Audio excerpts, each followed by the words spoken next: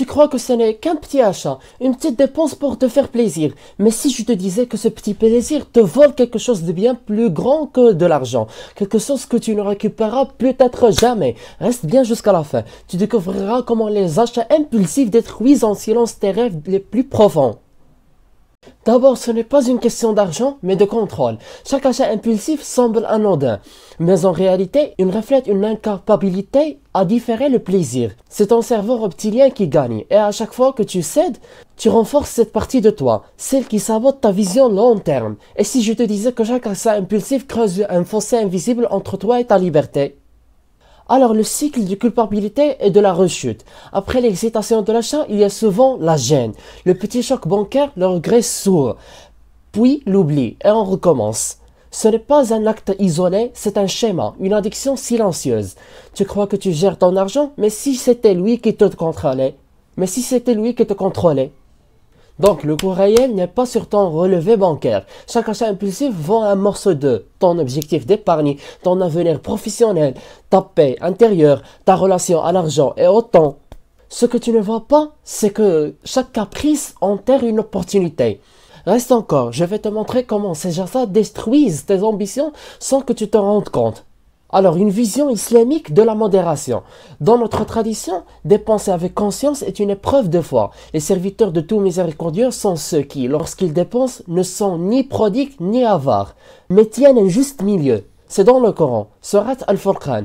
Le gaspillage, l'israf, est condamné. Pas parce que l'argent est mauvais, mais parce que le déséquilibre corrompt le cœur.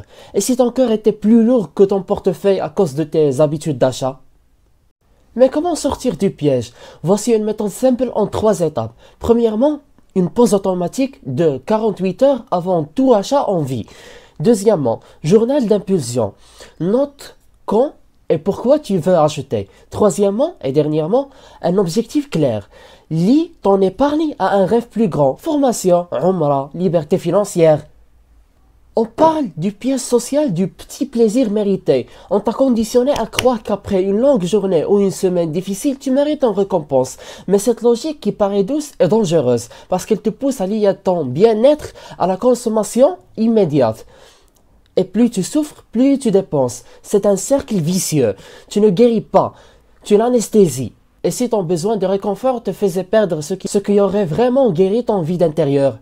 Alors, comment construire une discipline financière spirituelle?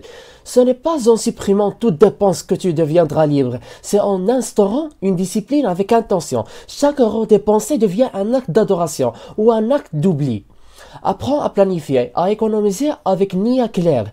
Transforme ton budget en projet de vie. Ce n'est pas de l'austérité, c'est de l'alignement entre tes valeurs, ta foi et tes actions concrètes. Reste jusqu'à la fin. On va conclure en te donnant un pouvoir simple mais révolutionnaire sur ta relation à l'argent.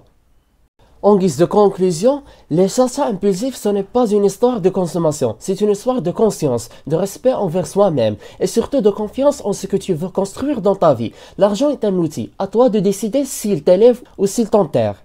Tu veux avancer? Commence par un challenge 7 jours, sans achat impulsif, et commande, je reprends le contrôle. Si tu acceptes, abonne-toi pour d'autres vidéos sur la psychologie financière, la sagesse islamique et la liberté intérieure. Et je m'interroge, comment tu es intéressé à ce contenu sans que tu watches les vidéos précédentes dont on parle de la psychologie financière? Watch-les, c'est un héritage cognitif à l'humanité. À très bientôt.